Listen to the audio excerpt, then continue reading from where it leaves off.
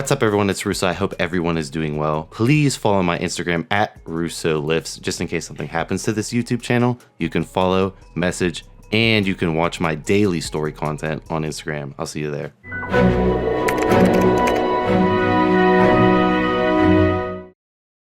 What's up, everyone? It's Russo. I hope everyone is doing well. Welcome back to the channel. If you could just run up the like button, just hit that fucking button and drop a comment down below on what you think of this topic. But right off the bat, this is a plug video for Elevate Alternative, elevatealternativemedicine.com. Check the pinned comment or the description below. Fill out a contact request to start.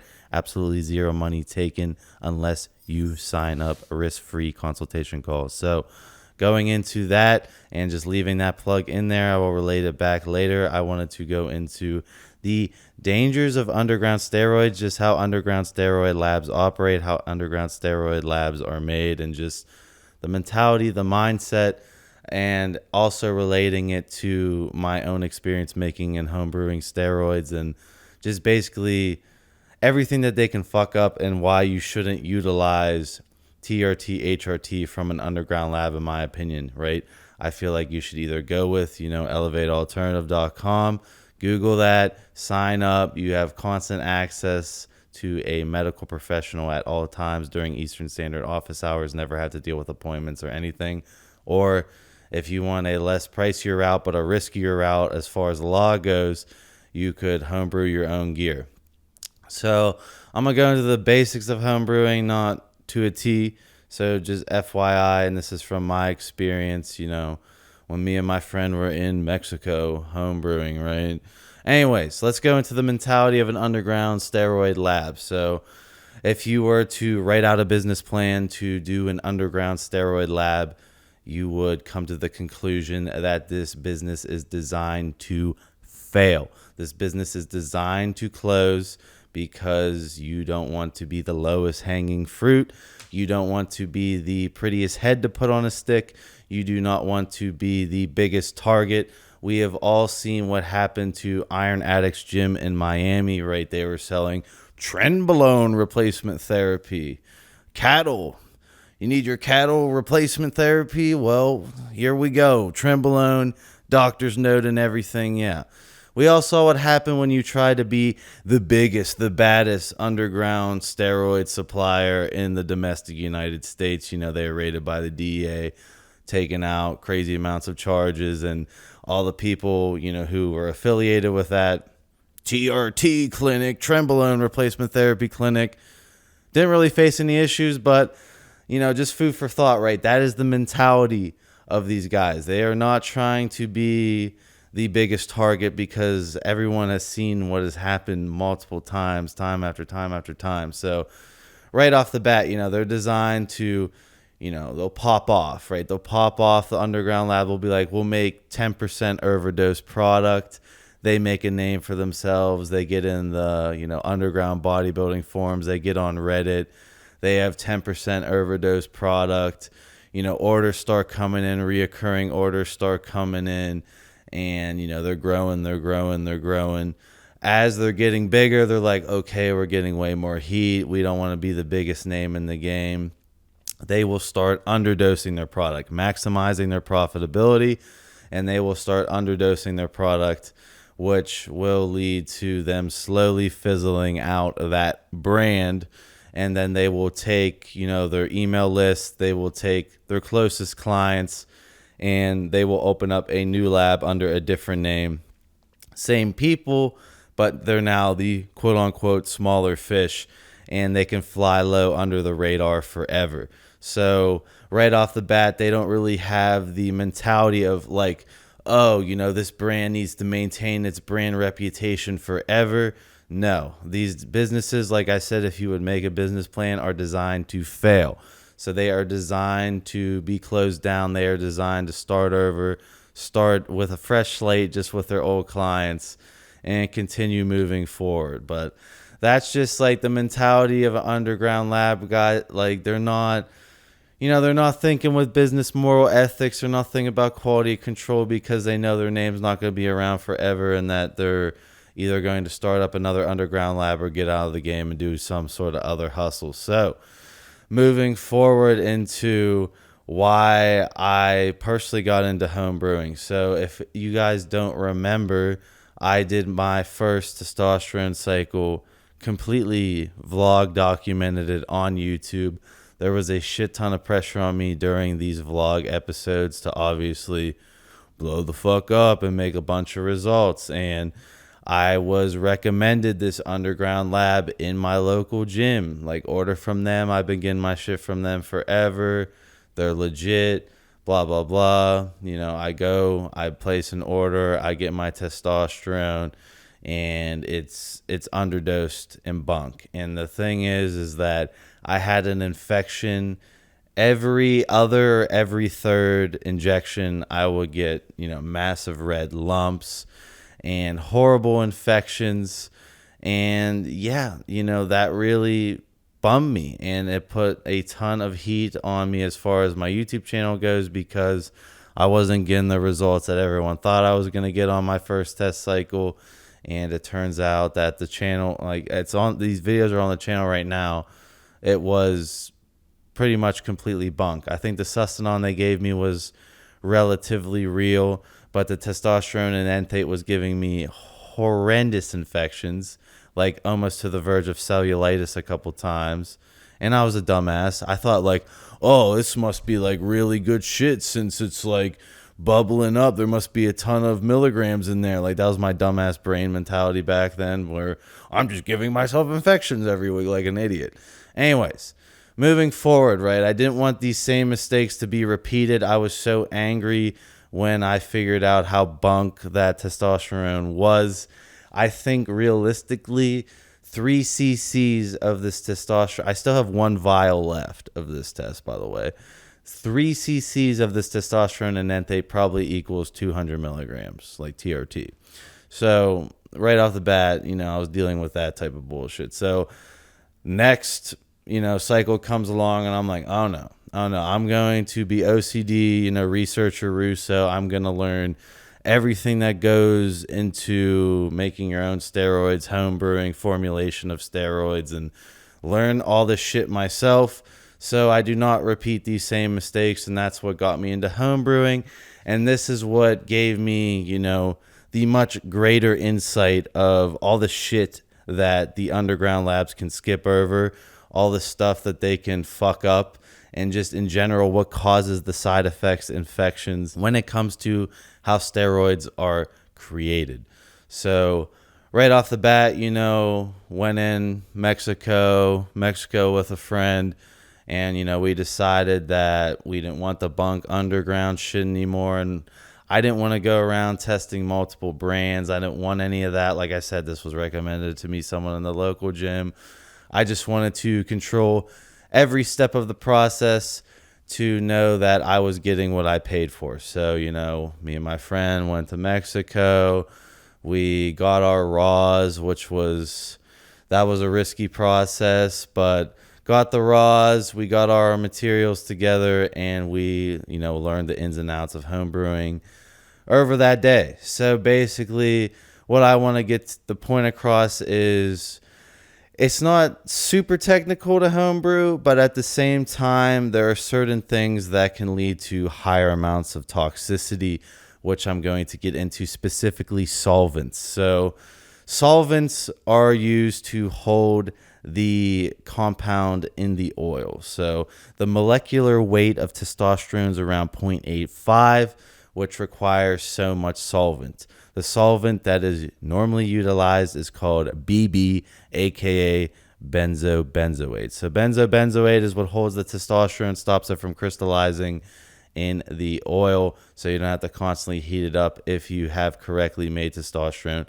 shouldn't crystallize. The right amount of benzobenzoate should be used, and it should just stay perfectly flush in the oil and, you know, hold, you know, directly in the oil and not come and float to the bottom and crystallize. So benzobenzoate, right off the bat, you need different amounts of benzobenzoate, obviously, for different molecular weights.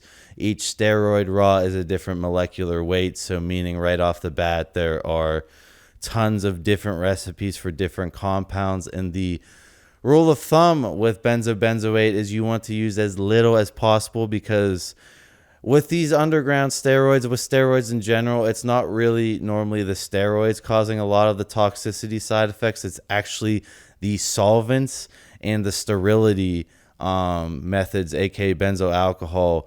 It's really the solvents and the antibacterial, cleaning, which is benzo alcohol, right? So you need BA and BB. So with benzo alcohol, you'll see what these underground labs do. So when me and my friend in Mexico went to, put these steroids together, we wanted to use as little benzo alcohol as possible because that's an added layer of toxicity. You really, when you read into it, don't need that much at all. But if I'm in the mentality of I'm just making steroids, I'm trying to make money here, I'm running this underground risky operation, I basically don't care, right? I want the longest shelf life possible. I don't give a fuck about the toxicity. The more benzo alcohol, the longer I can keep the shit in the storage unit without it going bad. And I just want the longest shelf life because I'm sitting on a fuck ton of inventory. So I'm going to put more benzo alcohol in the underground lab batches because I'm not using it. I'm probably going to use TRT or make my own stuff super perfect. So, I'm going to use more benzo alcohol because the more benzo alcohol you put, the longer the shelf life is. And, I just want all my shit to stay, not build bacteria up because, I'm selling this shit and this is the way I make my money. So, I'm not going to give a fuck about using the most little possible. The next thing I'm thinking about if I'm in the underground, steroid lab, kingpin mindset is that I don't have time to do these specific molecular weight recipes of benzoate when preparing these compounds, right? I don't care. Basically, I can just use more benzoate because benzoate is super fucking cheap.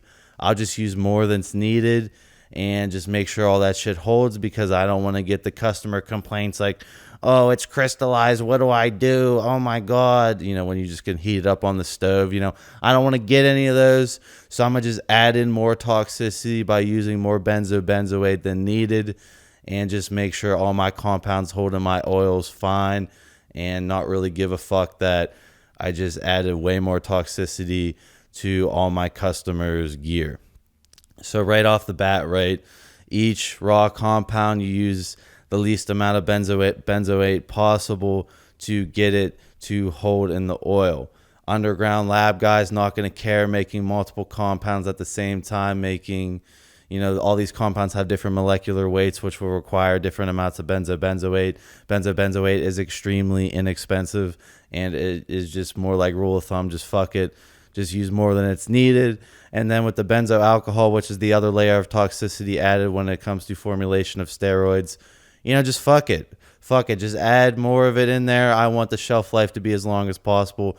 I don't want to worry about, bacteria ruining my profits, ruining my product. So I'm going to just use more. So right off the bat, right, this is why, I really heavily encourage people to fill out a contact request at Elevate, which is in the pinned comment and the description below, because it's made correctly. It's made correctly, and you're not taking the risk of importing your own raws into the States, which is never fun. When me and my friend did it in Mexico, it was still not fun, right? It was not fun with the raws whatsoever, and having that over your shoulder. With Elevate's completely 100% legal, and like I said, it is pricier than an underground lab, but you're also paying for the constant medical support, being able to call in anytime during Eastern Standard office hours, speaking with a medical professional about your question, concerns, or adding stuff to your package. So yeah, check that out below. But basically, that it was made correctly with the correct amount of benzo alcohol and the correct amount of benzoate. Now, let's get into the part where me and my friend, we didn't want no infections whatsoever. We didn't want any infections. I didn't want any more weird ass red lumps or weird ass, should I go to the hospital and tell them I have cellulitis from a bad shot? Didn't want none of that bullshit no more. And the gear we made in Mexico, I didn't get one fucking infection. I used this over a year. didn't get one infection. I was getting an infection every other day, every 3 days when it come to me daily pinning Sustanon from that underground lab for my first cycle. So yeah, it really comes down to the filtration process. So my friend in Mexico, right, we use the exact amount of benzo alcohol needed just to maintain sterility, but we didn't do a super long shelf life because that's to add a layer of toxicity. And then as far as the molecular weights, we measured it out perfectly for the milligram per milliliter we wanted. And then as far as filtration goes, we dual PVDF filtered our gear. Got 2 filters, ran all the gear through 2 filters. They were fresh filters. They were not already used. So the filtration process is the last thing when it comes to homebrewing that, in my opinion, if I put myself in the mindset of a guy making underground gear to sell and have an operation and shit, these PVDF filters, they take time. It takes a lot of time to run the gear through the PVDF filters, and they're money. Extra expenses that, like I said, if you have no business moral ethics, which why would you in an underground situation with the underground steroid lab? Like, do you really want that added cost in there to make sure it's super sterile? Or do you just kind of want to buy one PVDF filter when you start and then run like 50 batches through one fucking filter that's not going to do shit after one batch is run through, Each time me and my friend in Mexico, we dual filtered all our shit. We ran it through 2 fucking filters, and that took time. That took an extra like hour and a half to 2 hours onto the production process because we didn't want no infections. And we got no infections, right? The PVDF filters work, but you have to sit there and vacuum it through each filter. And if you vacuum it through too fast, the filter fucking snaps. And then you're back to square one. You ruined a bunch of fucking gear. So you have to, it's a slow and tedious process, but I can see if I put myself in the underground mindset of me just being like, I'll buy one filter, just use that the entire time instead of buying 2 filters every single batch. That's too much money wasted. I don't give a shit. I don't have any business moral ethics whatsoever. I'm running an underground lab. So like I said, I wanted to point out everything that can be fucked up. And when I say that, it's really not the steroids causing the side effects, it's the heavy metals, all the toxins in the underground steroids because they're not filtered correctly. It's the extra amounts of solvents used because they're not calculating individual molecular weights. They are literally just utilizing more benzoate that's needed, and then the correct amount of benzo alcohol needs to be used. If they don't care, they want the longest shelf life, they'll use more. So they're adding layers of toxicity onto the products, and then they're not filtering them correctly, and then it's not made in sterile conditions. So right off the bat, right, those are some of the dangers of underground steroids. And I do heavily implore people to fill out a contact request in the pinned comment or in the description below, just to at least get your TRT, HRT from a FDA regulated pharmacy that is making shit correctly, and to have constant access to medical advice whenever you need during Eastern Standard Business office hours. So check out Elevate down below. Like I said, it's definitely pricier than an underground lab, 100%, but you're getting the medical professional help. And then if you can't afford Elevate, which I think it's pretty affordable for what you get, honestly, but if you can't afford it, then you can take the legality risk of doing your own homebrew. I highly recommend, if you want to take that legality risk, if you want to have that, constant look over your shoulder with the raw importation, but you can ensure that it was made correctly. It was made with the correct amount of solvents. It was made correctly with the amount of benzo alcohol, and it was PVDF filtered correctly and sterile upon the time of crimping. Then I would 100% recommend home brewing. But like I said, me and my friend in Mexico with the raw package, it was a little toasty, you know what I mean? And with Elevate, you're not dealing with that whatsoever. It's completely 100% legal. You get a doctor's note. It's mailed to your door discreetly, risk-free, whereas home brewing is not risk-free, but it does ensure that the shit was made correctly. The milligram per milliliter count was correct. solvents were correct. The benzo alcohol was correct. It was double PVDF filtered or single PVDF filtered all the way through. No impurities, heavy metals, or anything whatsoever. So just take that into consideration. Those are some of the issues when it comes to underground labs. And like I said, if I'm putting myself in that mindset, this underground lab is not meant to sustain itself. It's meant to be a cash cow for a while, and I will not become the hottest target on the list and then start over from the bottom and fly low forever. And that is the mentality of an underground lab versus something like Elevate, where we have a reputation to hold forever. So check out Elevate Alternative down below. Hope you learned something, and I will see you guys in my next video.